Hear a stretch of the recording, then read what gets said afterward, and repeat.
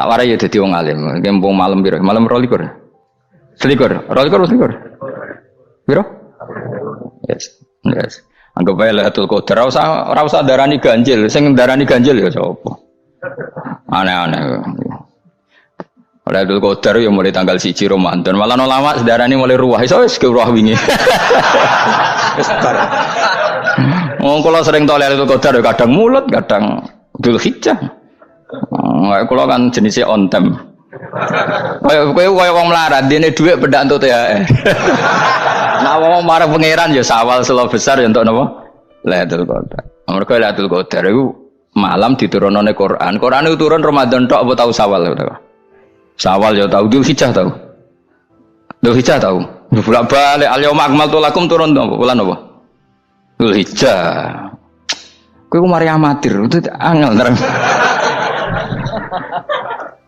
Sing darane Lailatul Qadar iku malam diturunane Quran. Quran turune iku piro?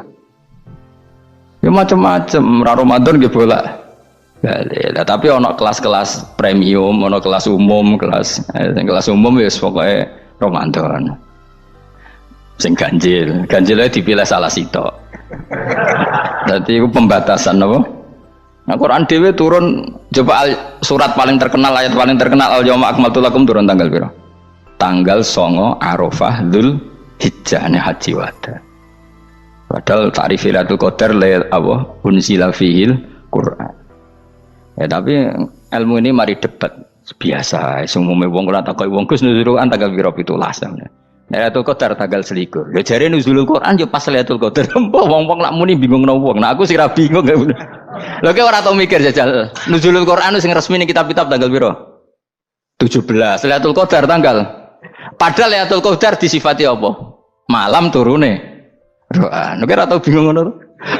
Wong ana kadang ngirim wong goblok, wong kok ayeme ngono. Ora tau mikir. Aku gumun goblok-goblok. Dadi ana ilmu paradok barang ya tenang, santai. Padahal ya tak bedheki ya nuzul Qur'ane tanggal piro sing resmi cara kitab-kitab. 17 Ramadan. Lailatul Qadar sing resmi 21 nganti 29. Terus Lailatul Qadar iku wulan apa? Wulan diturunkannya Al-Qur'an. Berarti tanggal piro?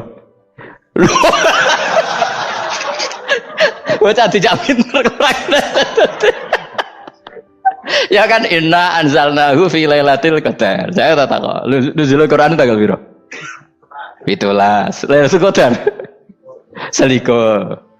Terus Lailatul Qadar ku malam diturunkannya Al-Qur'an turun tanggal 17. Berarti Lailatul Qadar tanggal ada dik.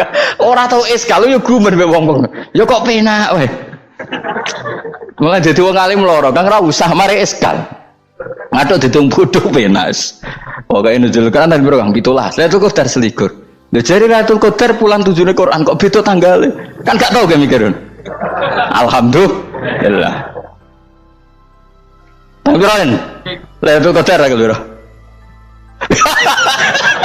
Saiki pinter. Tanggal piro, Bos? Itulah berarti sekeliwat.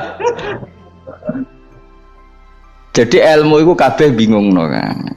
Ya biasa bingung. Mulane yang bodoh barokah. Barokah. Barokah. Kula cara ora dipilih pangeran nggih milih dadi wong bodoh, tapi wong pangeran milih kula dadi wong pinter dadi tak syukuri wae. Tapi kadang kula iri, wong bodoh ku iri. Modele penak urip ngono. Santai. Ya saiki ya Lailatul Qadar iku sifatnya apa? Inna anzalnahu fi lailatul. Normalnya kan ainu nuzulil Quran jo ainu Lailatul Qadar. Berarti tanggal piro? Darawade lagi. Innalillahi wa inna ilaihi raji'un. Kita warai ilmu cara wong alim. Meskipun sampean boleh bantah siji ya kadang keterbatasan ilmu. Nomor loro hasud, bantah kan sebab macam-macam. Hasud, nomor 3 bantah gue kegiatan. Kayak wong kuliah nak gak kritis kan darani ra pinter. Jadi cocoklah ya kudu bantah. Engko khas-khasan cerdas apa? Nomor 4 bantah niku sifate wong wedok. Menang kalah protes. Berarti kowe ora lanang berarti wedok, tukang protes wedok. Nomor 5 bantah itu berarti dia punya keiskalan tapi gak bisa keluar dari keiskalan itu. Jadi problem Anda ditimbangkan ke saya, itu ya ora sopan. Problem-problemnya dhewe kok ditimbangkan ke saya. Begini terangno. Hukumnya Allah Ta'ala itu ada yang berstatus itu lugu. Lugu itu ya lugu ummi. Karena agama ini memang ummi. Ummi itu lugu. Sehingga agama ini tidak perlu diterangkan. Ngendikane Abu Hanifah, agama ini ketika datang itu orang lugu. Lugu itu murni. Murni itu proporsional. Sehingga sifat ummi itu baik. Misalnya saya bilang gini, rungono awas kena keliru. Kalau kamu sholat itu batal kalau makan. Itu ukurannya 1 upo apa 1 piring? 1 upo kan? Itu sudah batal. Terus kalau saya bilang gini, Cong nak ono tamu keimangan, itu 1 piring tak 1 upo? Enggak jawab ya? 1 piring. Orang iso misal, tak keimangan, gue 1 upo. Nah, lalu Anda ditanya gini, lalu definisi makan itu apa? Memasukkan 1 piring ke mulut apa 1 upo ke mulut? Dalam bab sholat 1 upo ke mulut itu makan, tapi dalam bab hormat tamu itu 1 piring. Setuju ya? Tak warai pinter kayak. Ayo tak warai ya. Wes setuju ya? Wes pinter. Lo jawab wes pinter. Urung. Lailatul Qadar ya kono. Misalnya Lailatul Qadar menjadi super karena ada sesuatu yang super turun, yaitu Lailatul Quran. Jadi menjadi super karena yang turun adalah sesuatu yang super, dan itu artinya tanggal. Loh, salah nih aku cek. Iku utek tanggal 21 kabeh sing ngaji ning ngene. Oh jelas inna anzalnahu fi lailatul qadar. Hurujuk ning ndi? Quran kan? Wa ma adraka ma lailatul qadar. Lailatul qadri khairum min alfi syahr. Makanya Lailatul Qadar itu ya bisa saja tanggal 1 kemarin sudah kelewat. Mbok entah ini jebelis baris dada atau mungkin Saban. Jadi perdebatan ulama tentang Lailatul Qadar, malah ada wali yang bilang saya tiap hari mendapat Lailatul Qadar. Nah, itu malah ra kelas meneh, malah pusing, malah napa? Pusing. Udah enggak usah mikir itu. Jadi hukumnya Allah itu ada 2. Ada hukum itu lugu dan ini bagus. Makanya saya itu kenangan saya terbaik dalam membela Allah dan Rasul. Saya ulang lagi, kenangan saya terbaik dalam membela Allah dan Rasul itu masalah faraid. Dulu mungkin banyak yang ingat lah ketika tahun berapa lupa saya, tapi ada seorang menteri dan pakar Islam menggulirkan isu hak waris itu sama, lelaki dan perempuan sama, alasannya karena perempuan sekarang kerja. Jadi gara-gara kesamaan gender kemudian mereka ingin bagi waris itu apa? Sama lidzakari mislu hadzil unsayain itu ditentang. Gerakan itu pernah menguat, termasuk yang bisa dengan tanda kutip bisa menghentikan gerakan itu termasuk itu saya. Yang punya pikiran gitu tak parani, tak tantang begini. Saya bilang gini, Anda ngomong ini itu karena pinter apa karena tren? Tak tanya, ya karena pinter. Saya ini kan orangnya keren, punya kepangkatan jos lah. Ya kepangkatan jos, kepangkatan dunia, mesti cara pangeran jos ora ya ora. Cara ukuran dunia itu jos lah. Tak tanya, saya itu Pak Ba, termasuk yang setuju gerakan kesamaan gender. Dulu kan lelaki perempuan itu beda sekali karena lelaki kerja perempuan tidak. Sekarang sama-sama kerja maka warisnya harus sama. Terus saya tanya gini, lalu penyebab warisan itu kerja apa lelaki? Dia jawab kerja. Dia nggak ngerti kalau ngadepin saya. Saya ini kan orang alim yang biasa belajar mantek. Dia ini roh nak aku ngalim. Sembrono ya jadi ini. Ketika tak tanya gini, lalu misalnya saya punya anak, yang anak saya putri itu direktur BUMN atau direktur bank atau direktur PT besar. Kemudian anak lelaki saya idiot, goblok. Warisannya dikasihkan siapa? Kalau kerja adalah alasan dapat warisan, berarti anak saya perempuan itu yang dapat warisan dong. Anak saya lelaki kan idiot, nggak kerja. Lalu warisan itu berdasar prestasi apa empati? Kalau berdasar prestasi malah Anda ini aneh. Sudah kerja direktur BUMN hanya karena dia kerja, dia dapat warisan karena Anda bilang asbabul irsi adalah kerja.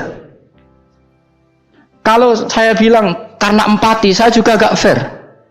Yang kerja juga butuh modal gak saya warisi, tapi yang idiot tak warisi karena warisan berdasar empati. Lalu Anda milih mana? Bingung deh. Sampai dia ikrar, saya belum pernah mendapat perlawanan seperti ini karena Anda ngomong sama orang-orang goblok, kata saya. Terus saya bilang, saya ini ngaji Wahab khatam berkali-kali. Anda mungkin baca kitab Wahab itu hanya terjemah. Maka menurut Islam yang menjadi hak waris itu sebabnya zukurah wal unasah, kelelakian menjadi dapat 2 bagian, keperempuanan menjadi 1 bagian, dan itu Islam tidak mau urusan dengan prestasi maupun empati, mujarradul zukurah dan mujarradul unusah.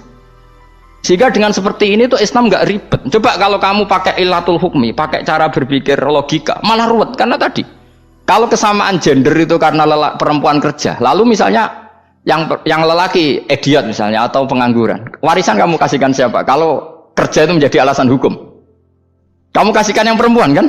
Aneh enggak? Yang sudah kerja malah kamu kasih warisan yang nganggur? Enggak. Berarti berdasar prestasi atau berdasar empati. Kalau kamu dapat warisan idiot dulu dong. Idiot dulu, goblok dulu, kecelakaan dulu, baru dapat warisan karena dapat empati. Yang sudah PNS enggak perlu dapat warisan karena sudah juga ruwet. Fikih seperti ini ruwet gak? Ruwet. Nah, kata Imam Haromen gurunya Ghazali, agama itu kadang dinuna dinul ajais. Kita ikut yang lugu saja. Allah bilang lelaki dapat 2 bagian dari perempuan, ya lelaki ya yang punya alat kelamin, penis.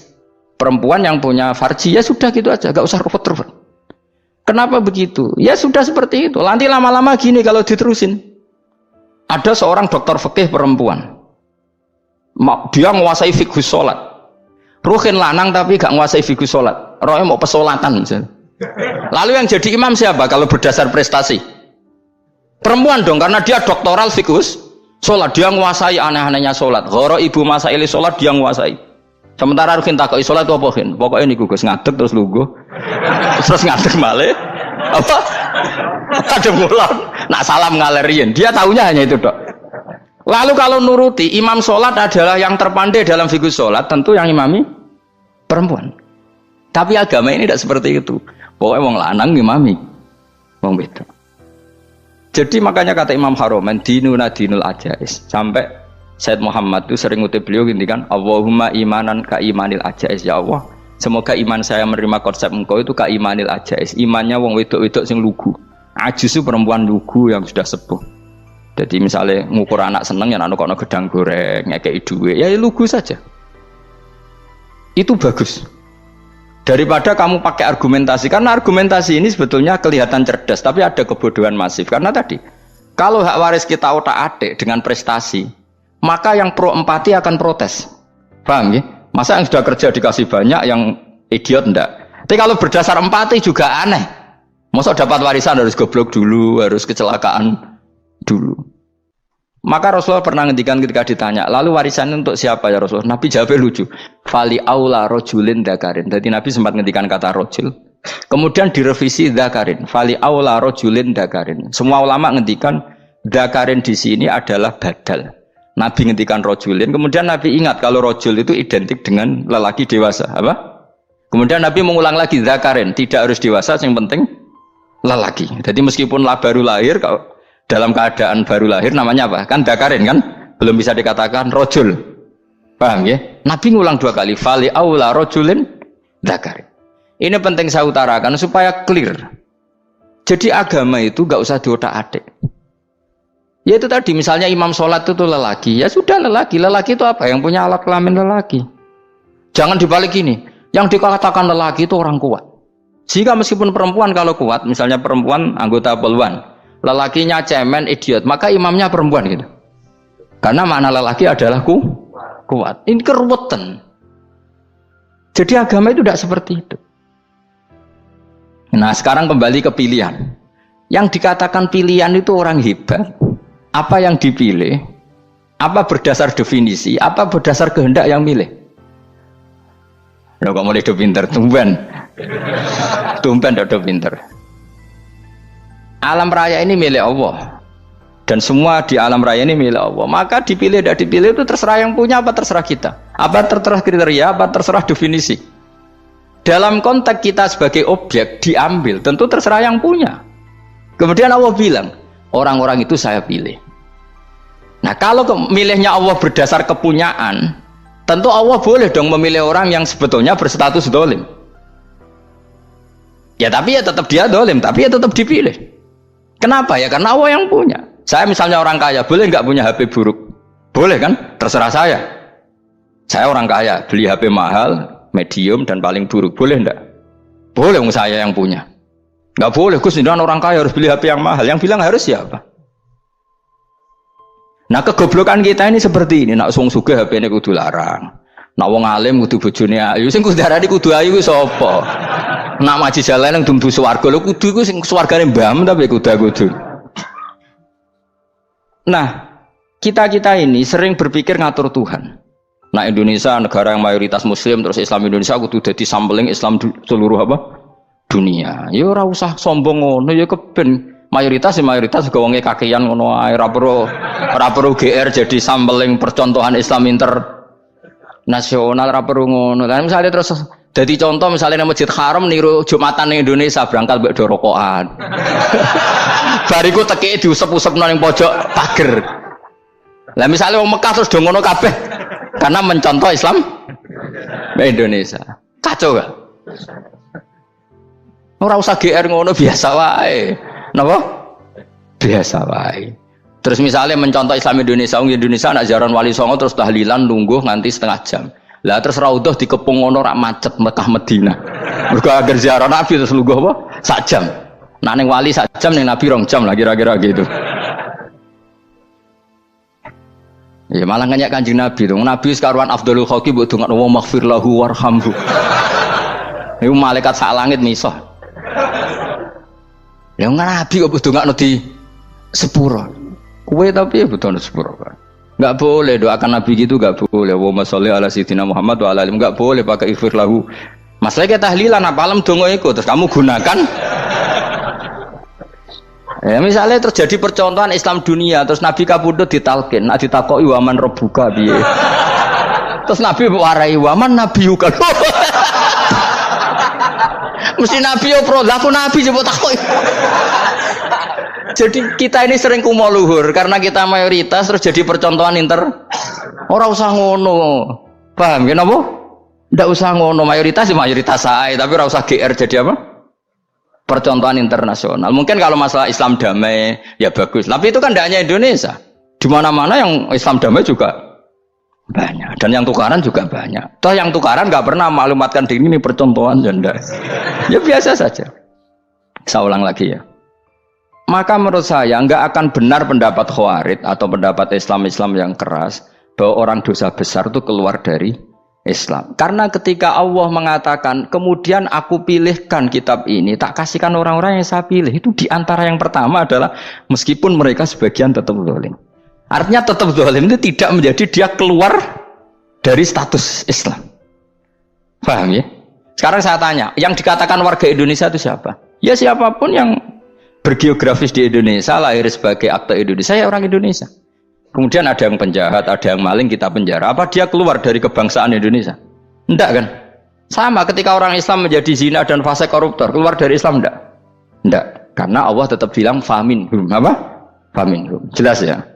Wes kayak gak ngarah Khawarij. Kenapa? Kalau Khawarij cara berpikir itu ekstrim. Setiap dosa besar itu mengeluarkan orang dari status Islam. Oh, itu bahaya sekali. Karena nanti kalau itu iya, kita akan kehilangan banyak orang nopo Islam. Makanya Nabi nanti ngendikan, saya berharap yang nanti masuk surga dari umatku itu separuh, 2/3. Itu kata ulama-ulama. Kalau kita pakai mazhab Khawarij, orang Islam itu tidak sampai 1/3. Karena banyak yang keluar dari Islam. Duwe keris gak Islam, duwe akeh ra Islam, nglakoni jimat gak Islam, nyekel patok gak Islam, dosa gede gak Islam, korupsi gak Islam. Terlalu banyak yang kita usir dari Islam. Lalu kita ngusir atas nama apa? Coba. Kalau atas nama Tuhan kamu tidak Tuhan. Atas nama wakil Tuhan, Tuhan tidak pernah mewakilkan ke Anda. Orang-orang mandate. Yang kita tahu dari Quran ya ayat ini, tsumma awrasnal kitabal ladzina astafaina min ibadina. Kemudian kitab ini tak kasihkan orang-orang yang saya pilih, dan orang yang saya pilih itu faminhum zalimul li nafsi, dan sebagian dari itu adalah orang zalim, dan itu jelas bagian dari itu. Artinya keluar apa masuk? Keluar apa masuk? Masuk. Meskipun ya yang zalim tetap berstatus zalim, kayak warga Indonesia ini semua warga Indonesia. Paham ya? Yang maling ya tetap warga Indonesia, meskipun ya tetap maling. Jelas ya? Tenan ora gitu. Makanya ahli sunnah itu pendapatnya falam nukafir mu'minan bil wisri. Kita tidak akan mengkafirkan orang mukmin hanya karena melakukan dosa. Kenapa ya? Karena Allah bilang faminhum setengah sangking itu masuk bagian. Dan itu luar biasanya Allah disebut istofaina. Tetap orang-orang apa? Pilihan. Maka ini penting saya utarakan supaya kita ini tidak sok-sokan ya. Terus yang zalimul nafsi pun potensi dimaafkan sama Allah. Asal dia tobat, dan tobat itu sama Allah nggak ada batasnya. Malam yuhur kiri sampai apa? Nafas apa? Terakhir. Dan kadang orang itu sebetulnya nggak niat tobat, cuma ada perilaku tertentu sehingga dadian Allah itu simpati. Itu juga banyak yang diterima tobatnya Allah. Makanya kata ulama-ulama itu, istighfar itu tidak syarat diampuni. Yang menjadi orang terampuni itu kehendak Allah. Istighfar itu bagian kecil dari syarat-syarat itu. Bisa saja orang tanpa istighfar tapi diampuni Allah. Misalnya Allah dawuh, wa yaghfiru ma duna dzalika liman yasha. Itu bukan liman yastaghfir tapi liman yasha. Contoh masyhur kan, kamu pernah dengar kan, ada orang nakal itu, Mumisa itu ya kira-kira lonte atau apalah. Dia datang pulang ketika melihat anjing ngeleti pasir, dia berpikir ini kehausan kayak saya. Kemudian dia turun ke sungai memberi minum anjing itu, kemudian Allah memaafkan dia karena itu. Pas itu di semua hadis riwayatnya dia tidak pernah istighfar. Terlalu punya perilaku yang menjadikan dia diampun. Banyak enggak seperti itu? Banyak, makanya wa yaghfiru ma duna dzalika liman yasha. Mayasa itu ya yang digedaki Allah. Bisa saja kalian ini sering istighfar tapi enggak dimaafkan Allah. Tapi delala punya satu perilaku yang cara Allah itu penting, kemudian dimaafkan. Kayak Saharatu Fir'aun itu dia tidak pernah istighfar, tukang sihir Fir'aun. Dia diampuni Allah, dikasih iman tuh gara-gara jadi wong Jogja. Terus ngono tok. Jadi pas mau duel adu sihir. Iku dalah dekne mendingan ya. Qalu ya Musa imma antulqiya wa imma annakuna nahnul mulkin. Monggo jenengan riyen napa kula riyen. Dadi gara-gara dekne didikan Jogja niku. Lah wong ape duel, mestinya tarung itu semakin cepat mengambil kesempatan kan semakin menang. Ini sudah jelas tarung. Ngapunten jenengan riyen napa. Lha iku pangeran itu terus simpati. Wong kok sopane ngono apa? Akhirnya Allah memberi iman gara-gara apa? Imma antulqiya wa imma annakuna nahnul mulkin. Monggo jenengan riyen. Lah Musa juga, Allah juga gak terima kalau nabinya kalah sopan. Sehingga Allah memerintahkan Musa adalah sopan. Mboten jenengan mawon. Jadi Nabi Musa qala bal alqu. Jadi Nabi Musa enggak jenengan riyen mawon. Jadi coba, itu kan unik. Dia tidak ingin diampuni Allah, tapi adalah dia sebenarnya satu perilaku yang menjadikan Allah itu simpati, yaitu kesopanan dia dengan Nabi Musa. Imma antulqiya wa imma annakuna nahnul. Nabi Musa juga bilang qala bal alqu go jenengan riyen mawon. Akhirnya sakit, nggih nak ngoten. Makanya Fir'aun itu mangkelnya bukan main. Ketika pertunjukan itu akhirnya kan Saharatu Fir'aun kan kalah. Setelah kalah langsung iman. Maka kata Fir'aun, ini jelas Musa itu guru kamu. Cuma pura-pura saja kamu pro saya. Lah buktinya apa? Jare buktinya tadi monggo-monggonan gitu. Makanya Fir'aun bilang innahu lakabirukumul ladzi 'allamakumus sihr. Wah, iku mesti Musa iku gurumu. Padahal ya gak kenal sama sekali. Cuma gara-gara monggo-monggonan tadi itu akhirnya terus pikirannya Fir'aun. Wah, mesti wis kenal suwi mau gayane tok. Mergo gara-gara monggo-monggon monggo jenengan riyen. Mboten monggo jenengan mawon. Jadi makanya sampean jangan putus asa. Makanya keliru sekali kalau kita bilang diampuni Allah nunggu istighfar. Enggak. Tentu istighfar penting, kita sepakat. Istighfar itu penting, kita sepakat. Tapi itu tidak satu cara-caranya Allah untuk orang bisa diampuni. Nabi misalnya ngendikan ana wa kafilul yatim kahateni fil jannah. Coba. Orang sering istighfar sama kafilul yatim, kira-kira surganya cepat mana? Cepat kafilul yatim meskipun enggak istighfar. Kalau istighfar terus tapi medhit ra karuan. Tak jamin pun rokok alamatnya medhit jelas nen rokok aku roh. Terus jelas, al-bakhil itu koribun minan nar, jelas alamatnya deket-deket situ lah, paham ya? Terus jelas as-sakhi koribun minallah, koribun minan nas, baidun minan nar. Nah al-bakhil, baidun minallah, baidun minal jannah, koribun minan nar. Jadi yang medit itu ya deket-deket situ alamatnya sudah jelas deket-deket neraka. Ana wa kafilul yatim kahataini fil. Berapa? Apa semua yang dimaafkan Allah Nabi nyebut syaratnya istighfar? Kebanyakan malah enggak. Orang alim misalnya. Makanya orang alim kalau jarang istighfar kamu enggak usah iri. Orang alim tuh mulang tok. Itu langit bumi mintakan ampun. Wa innal alima la astaghfiru lahu man fis samawati wa man fil ard hatta al khitan fil bahr. Orang alim itu otomatis dimintakan maaf oleh langit dan bumi sampai iwak ning laut. Mulane jenenge Gus Pak jangan istighfar. Aku sing istighfar is akeh sembrono. Langit bumi no. Mulane kula nu jarang istighfar bukan karena saya sombong, memanfaatkan istighfar mereka no.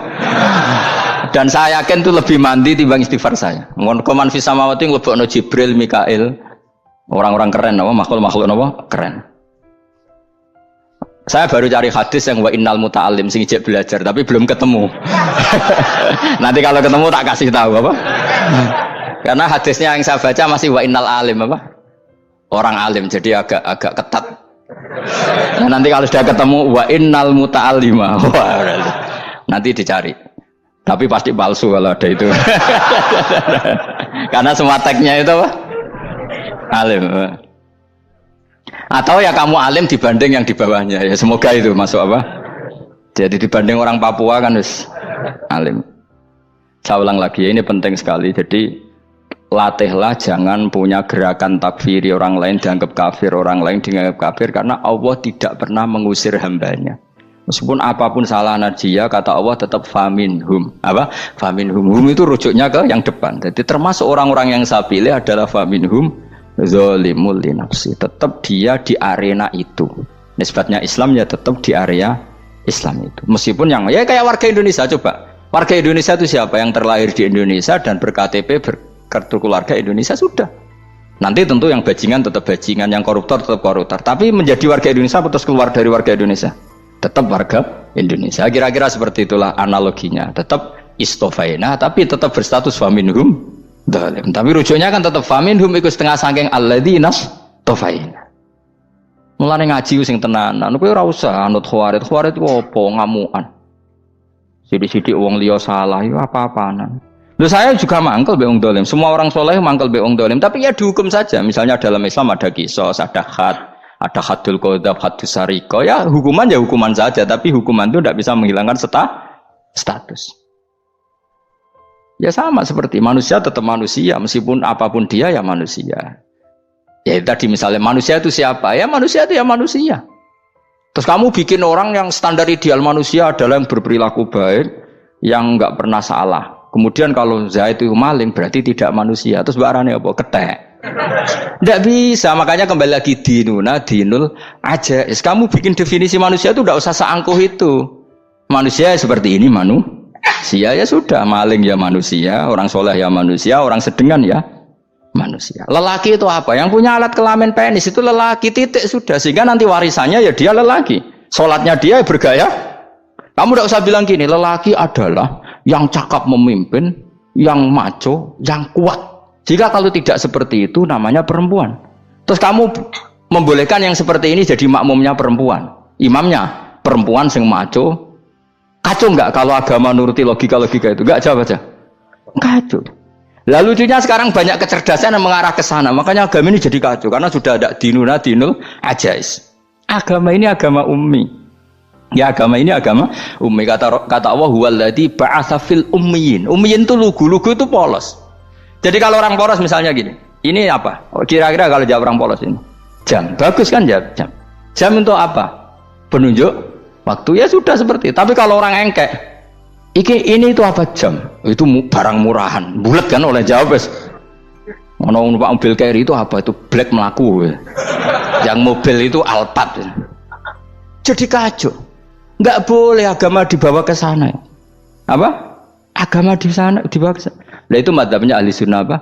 Wal jamaah. Ketika Rasulullah ngendikan la yu'minu ahadukum hatta yuhibba li akhi, ora kok diarti ini ora iman. Jika yang menyala itu tidak iman, tidak seperti itu cara mengartikan ahli sunnah wal jamaah. Karena status tidak pernah hilang.